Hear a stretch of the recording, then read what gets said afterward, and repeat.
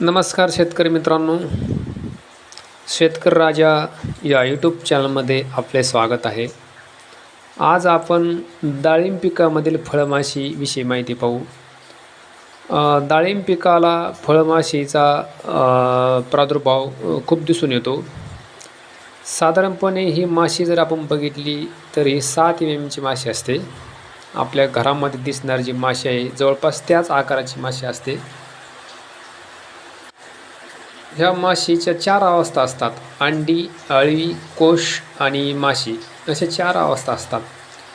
ही माशी फळाला छिद्र पाडते.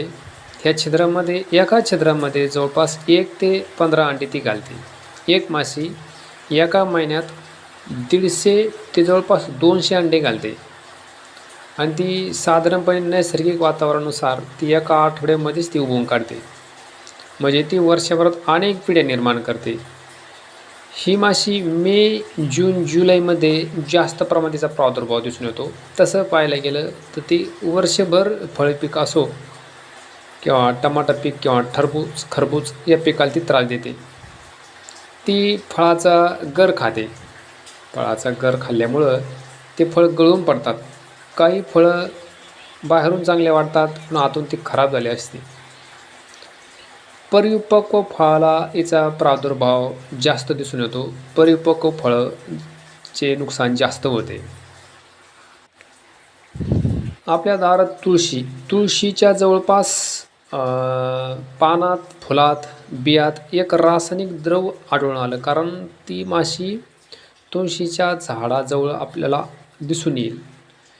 एका शोधानुसार असं दिसून आलं की त्यामध्ये एक मिथिल इजेनॉल एक द्रव असतं किंवा क्ल्यूक्यूअर नावाचं एक द्रव असतं. या द्रवाकडे ही फळमाशी आकर्षित होत असते.